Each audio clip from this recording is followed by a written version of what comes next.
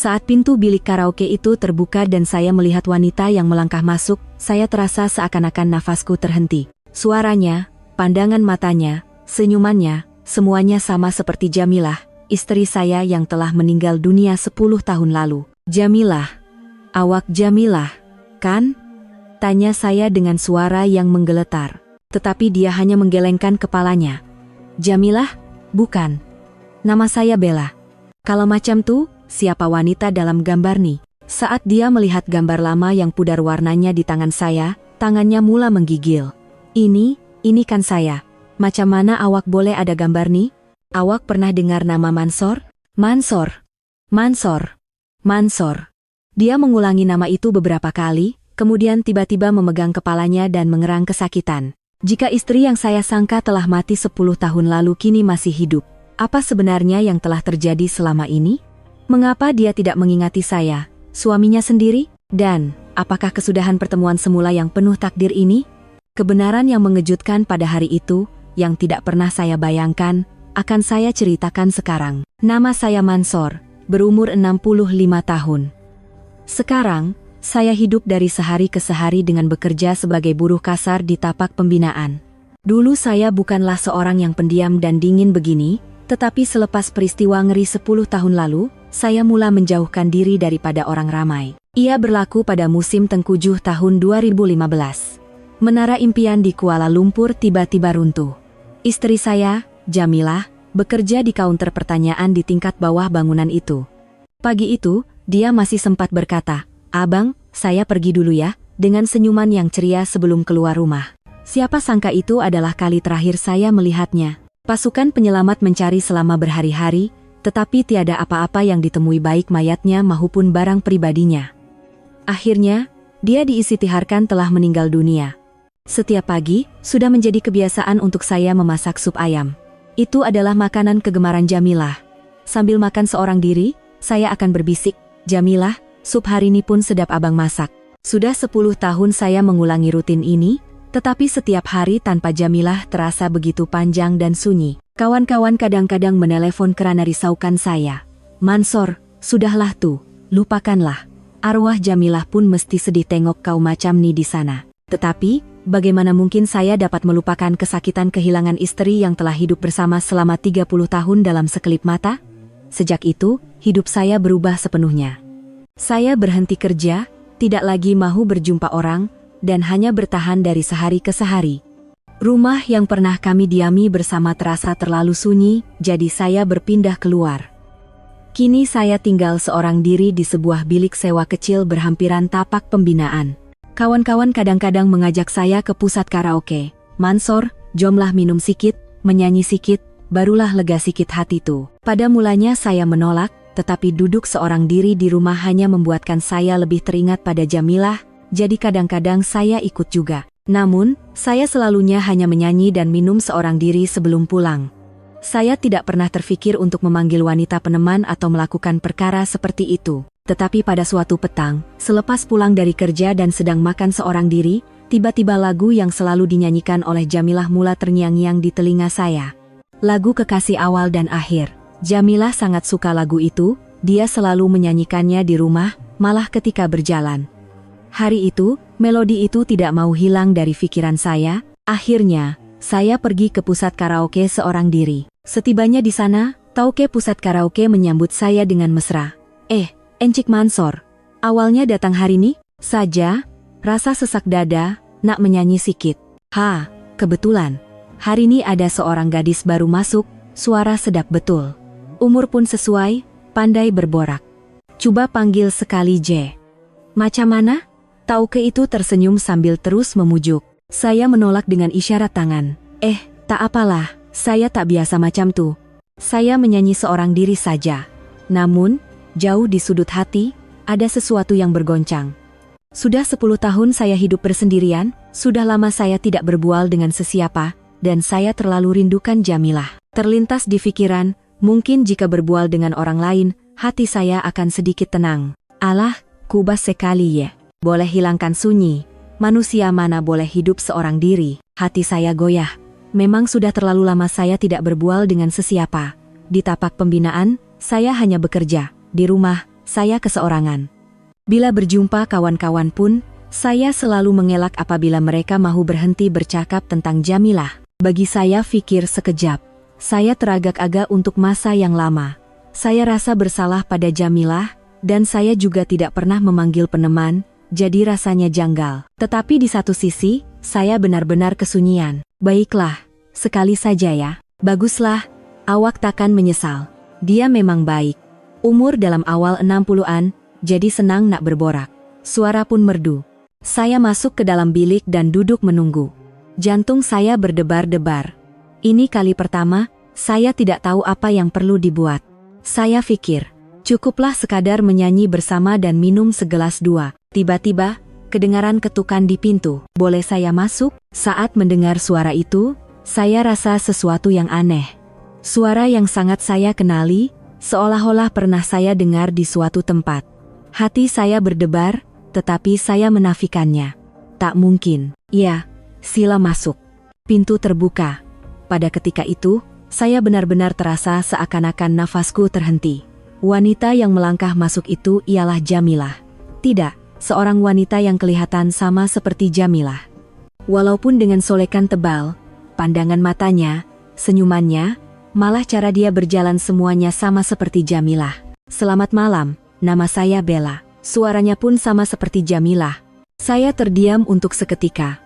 Saya hanya mampu merenung wanita itu tanpa berkata apa-apa. Ensik, okike, ensik sakit ke? Ah, tak apa. Maafkan saya. Cuma, macam pernah nampak. Akhirnya saya berjaya menjawab, coba menenangkan diri. Tetapi pikiran saya berkecamuk. Bagaimana mungkin ada orang yang serupa dengan istri saya, yang telah meninggal 10 tahun lalu di sini? Saya rasa macam pernah nampak Encik juga, tapi tak pasti di mana, kata wanita yang memperkenalkan dirinya sebagai Bella itu sambil memandang saya dengan dahi berkerut. Dia terdiam seketika, kemudian tersenyum janggal. Boleh saya tahu nama Encik? Mansor. Maud Mansor. Mansor? Wanita itu mengulangi nama saya beberapa kali, kemudian tiba-tiba memegang dahinya dengan riak wajah yang menahan sakit. Kenapa? Awak sakit kepala ke? Tak apa. Kadang-kadang memang macam nih. Dah biasa. Tetapi saya yakin, wanita ini ialah Jamilah. Umurnya sebaya dengan Jamilah, wajahnya sama, suaranya sama, malah tabiat memegang dahi ketika sakit kepala pun sama seperti Jamilah. Awak Jamilah, kan? Tanya saya dengan suara yang bergetar. Wanita itu menggelengkan kepala. Bukan, nama saya Bella. Saya tak kenal siapa Jamilah. Betul awak tak kenal? Ya, betul, saya tak pernah dengar nama tu. Saya rasa buntu. Jelas sekali dia Jamilah. Mengapa dia menafikannya? Adakah dia coba menipu saya? Kalau macam tu, kita menyanyi nah, kata Bella sambil mencapai mikrofon. Encik nak saya nyanyi lagu apa? Awak tahu lagu Kekasih Awal dan Akhir? Tanpa sadar, saya menyebut tajuk lagu kegemaran Jamilah. Ya, saya tahu. Tapi kenapa lagu itu? Saja. Lagu kegemaran saya. Bella mula menyanyi. Pada ketika itu, bulu roma saya meremang. Suaranya, cara nyanyiannya, malah ekspresi wajahnya semuanya sama seperti Jamilah. Ini bukan lagi satu kebetulan. Tabiatnya memejamkan mata sedikit ketika menyanyi, getaran kecil pada suaranya di bahagian nada tinggi semuanya sama. Tetapi di pertengahan lagu, tiba-tiba Bella kelihatan sebak. Dia meletakkan mikrofon dan mula menangis. Kenapa nih? Ada apa-apa yang tak kena ke? Tak ada apa. Cuma, setiap kali saya nyanyi lagu nih, saya rasa sedih. Saya pun tak tahu kenapa. Jamilah juga begitu. Setiap kali dia menyanyikan lagu ini, dia pasti akan menitiskan air mata sambil berkata, "Abang, kita akan saling mencintai selamanya, ya, Cik Bella." Awak betul-betul bukan Jamilah? Kan saya dah cakap, saya Bella. Tetapi riak wajahnya jelas menunjukkan kekeliruan, seolah-olah dia sedang coba mengingati sesuatu. Sambil menuang minuman, saya terus memerhatikannya. Tabiat minumnya juga sama seperti Jamilah. Cara dia mengangkat gelas dengan jari kelingkingnya terangkat sedikit. Cara dia mendongakkan kepala sedikit selepas minum. Semuanya sama seperti Jamilah. Cik Bella dari mana? Saya merata-rata, kerja di mana-mana saja. Keluarga ada? Saya tak pasti. Ingatan saya tak berapa baik. Sejak bila awak hilang ingatan? dah lebih kurang 10 tahun. Apa-apa sebelum tuh, saya langsung tak ingat. Pernah tinggal di Kuala Lumpur? Kuala Lumpur, KL. Bella mengulangi nama itu, kemudian sekali lagi memegang kepalanya. Aduh, kepala saya sakit. Kenapa perkataan-perkataan pelik ini asik muncul? Mendengar itu, jantung saya berdegup kencang. Ketika saya sedang menuang minuman, dompet saya terjatuh dan sekeping gambar terkeluar. Gambar lama yang pudar warnanya, menunjukkan saya dan Jamilah pada zaman muda, berpegangan tangan dan tersenyum mesra. Bella melihat gambar itu dengan teliti, kemudian tiba-tiba tangannya menggigil sambil mencapai gambar itu. Apa nih? Wanita dalam gambar nih? Saya? Betul, itu awak. Kalau makam tuh, siapa lelaki nih? Itu saya. Moh Mansur. Apa?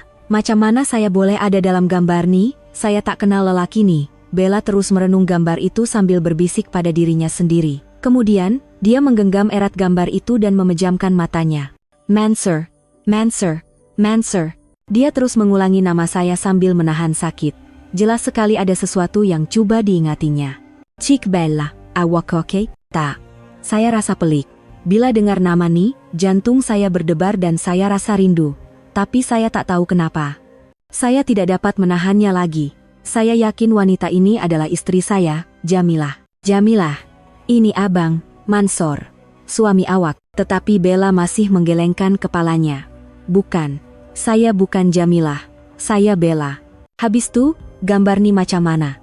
Macam mana awak nak jelaskan? Saya tak tahu. Saya betul-betul tak tahu. Bella memegang kepalanya sambil mengerang, kemudian tiba-tiba bangun dari tempat duduknya. Saya nak ke tandas sekejap. Kepala saya sakit sangat. Ketika Bella bangun, dia kelihatan terhuyung-hayang. Pikirannya kelihatan bercelaru. Saya risau lalu bangun untuk membantunya, tetapi pada masa itulah Bella tersadung ketika mahu berjalan ke tandas. Dia jatuh ke hadapan dan kepalanya terhantuk kuat pada bucu meja. Aduh!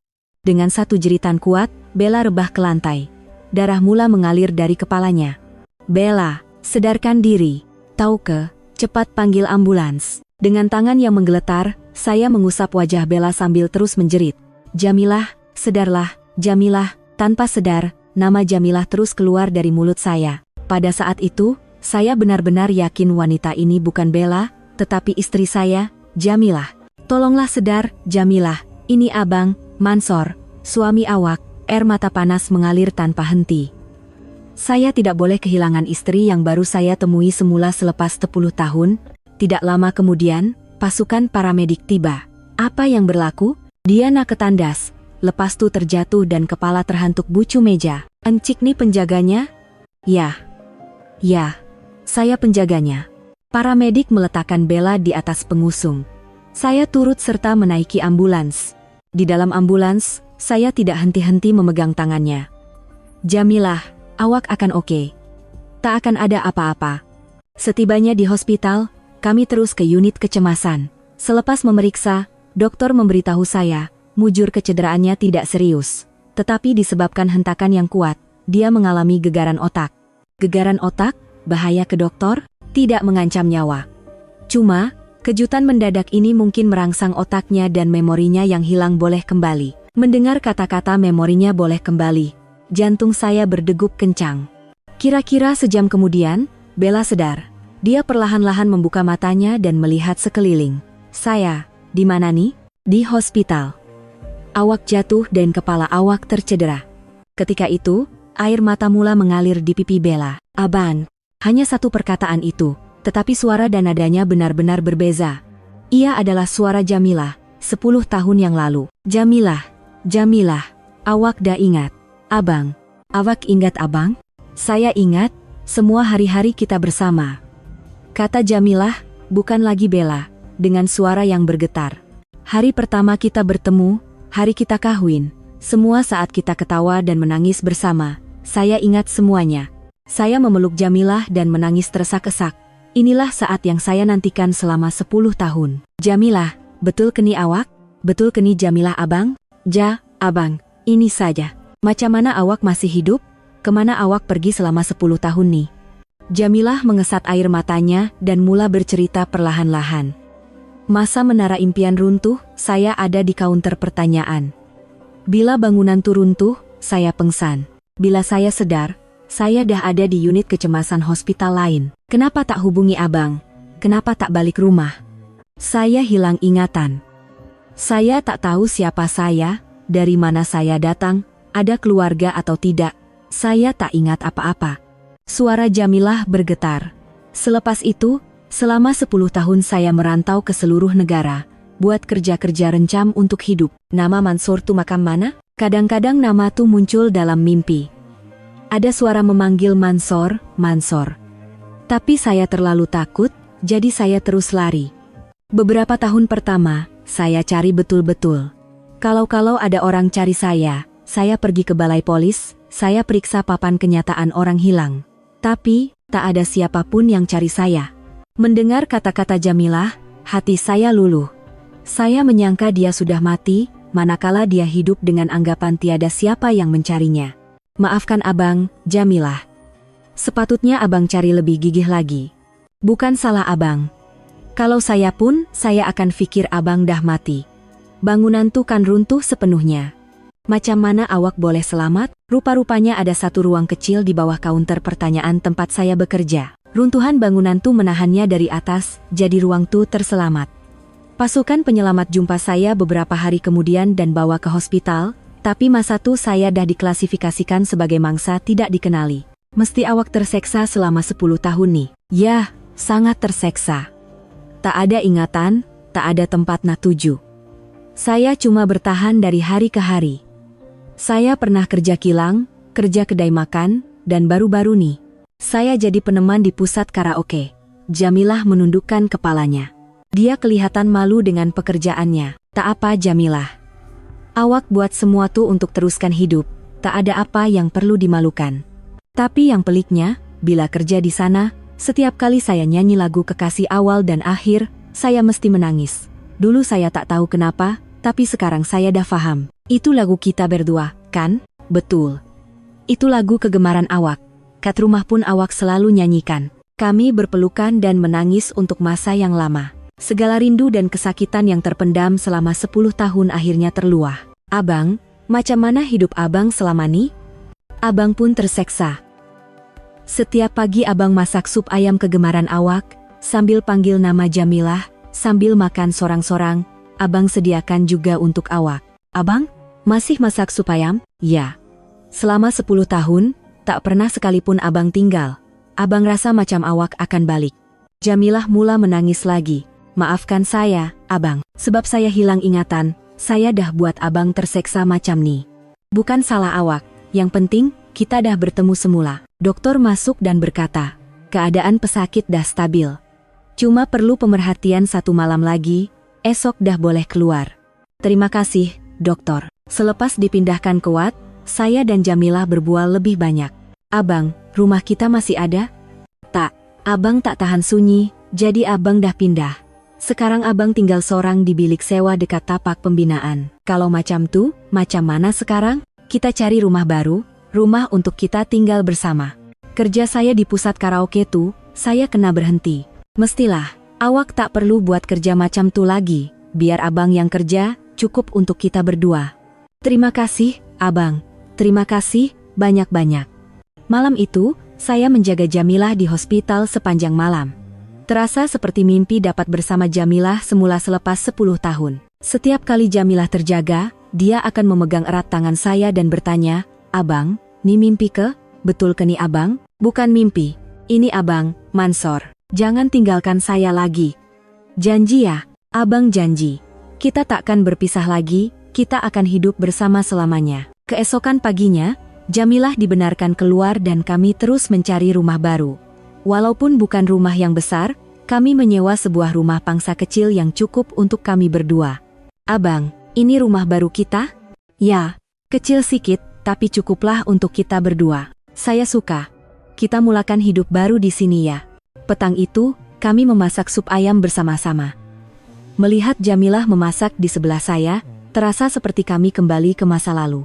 Abang, rasa sup ayam nih sama macam dulu. Jamilah tersenyum ceria sambil mengangkat sudu. Senyuman yang telah saya rindui selama 10 tahun. Tapi sekarang bukan abang masak sorang-sorang lagi, kita masak sama-sama. Betul. Mulai sekarang, setiap pagi kita bangun dan masak sama-sama ya. Sejak hari itu, kami memulakan kehidupan baru. Pagi-pagi kami memasak sup ayam bersama, saya pergi kerja, dan Jamilah menguruskan rumah. Apabila saya pulang pada waktu petang, Jamilah akan menyambut saya dengan kata-kata abang dah balik, dan ia terasa seperti mimpi. Jiran-jiran pada mulanya terkejut. Ensik Mansor, tuh bukan istri awak ke? Ingatkan dah meninggal? Dia tak meninggal, dia masih hidup. Dia hilang ingatan dan merantau selama 10 tahun, baru sekarang saya jumpa semula. Ya Allah, ada juga cerita macam nih. Syukurlah. Jiran-jiran turut mengucapkan tahniah dengan mesra. Terutamanya makcik-makcik di kawasan itu, mereka sangat gembira melihat Jamilah. Kesiannya awak, mesti terseksa selama nih. Sekarang hiduplah bahagia dengan suami ya. Selepas sebulan, Jamilah sudah dapat menyesuaikan diri sepenuhnya. Apabila dia pergi ke pasar, peniaga-peniaga akan menyapanya dengan mesra, dan dia cepat bergaul dengan makcik-makcik jiran. Abang, hari ini saya belajar cara buat sambal belacan sedap dari makcik sebelah. Betul ke? Dulu pun awak pandai buat sambal. Ingatan tak ada, jadi kena belajar balik. Tapi air tangan tuh macam masih ada lagi. Bila saya rasa sambal belacan yang dibuatnya, rasanya memang sama seperti dulu. Nampaknya, air tangan itu tersimpan lebih dalam daripada ingatan. Pada suatu petang, kami berjalan-jalan bersama.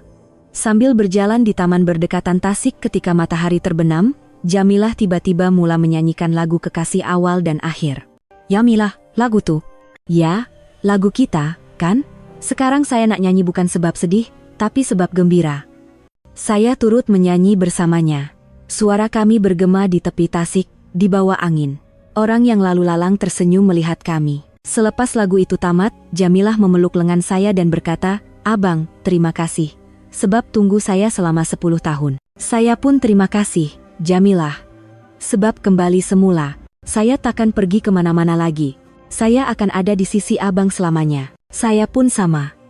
Abang takkan lepaskan awak lagi." Beberapa bulan telah berlalu, kami menjalani kehidupan yang sederhana tetapi bahagia. Pagi-pagi kami memasak sup ayam bersama, saya pergi kerja, dan Jamilah menguruskan rumah. Pada waktu malam, kami berjalan-jalan bersama dan menonton TV. Kadang-kadang Jamilah berkata, "Abang, walaupun kita hilang 10 tahun, saya tak menyesal. Sebabnya, saya jadi tahu betapa besarnya cinta abang pada saya." Apa awak cakap nih? Sayalah yang sedar betapa saya tak boleh hidup tanpa awak selama 10 tahun nih. Kalau macam tuh, kita hidup bersama 30-40 tahun lagi ya. Mestilah, selama-lamanya. Semalam, kami mengambil gambar baru di kedai gambar. Untuk menggantikan gambar lama yang pudar di dalam dompet saya. Dalam gambar itu, kami kelihatan lebih tua 10 tahun, tetapi pandangan mata kami kelihatan bahagia seperti pengantin baru. Melihat gambar itu, Jamilah berkata, "Abang, kita dah banyak berubah ya, cepatnya masa berlalu. Tapi di mata abang, awak tetap cantik macam dulu." Abang pun sama. Di mata saya, abang tetap Ensik Mansor yang kacak dan gagah. Pagi ini juga, kami memasak sup ayam bersama. Sup ayam yang selama 10 tahun saya masak seorang diri, kini kami masak bersama. Jamilah menghiris bawang, saya merendam bihun, dan kami merasa kuahnya bersama-sama. Saya tidak pernah sangka masa-masa ini akan begitu membahagiakan. Tuan-tuan dan puan-puan, inilah kisah saya. Kisah yang sukar dipercayai, bagaimana saya memanggil seorang wanita peneman di pusat karaoke, dan yang datang ialah istri saya yang saya sangka telah meninggal 10 tahun lalu. Cinta itu memang ajaib. Walaupun 10 tahun telah berlalu, walaupun ingatan telah hilang, walaupun kami menjalani kehidupan yang berbeza, akhirnya takdir menemukan kami semula. Pertemuan kami di pusat karaoke itu, kesakitan yang Jamilah rasakan apabila mendengar nama saya, tangannya yang menggigil melihat gambar itu semuanya berlaku karena cinta. Jika di antara Anda ada yang kehilangan orang yang disayangi, jangan sekali-kali berputus asa. Cinta itu kekal jauh di dalam hati, mengatasi ingatan, dan suatu hari nanti ia pasti akan menemukan jalan untuk menyatukan Anda semula. Seperti sup ayam yang saya masak setiap pagi, semoga cinta Anda juga akan bertemu semula dengan orang yang akan berkongsi kehangatannya. Sehingga hari itu tiba, janganlah hilang harapan. Terima kasih kerana sudi mendengar.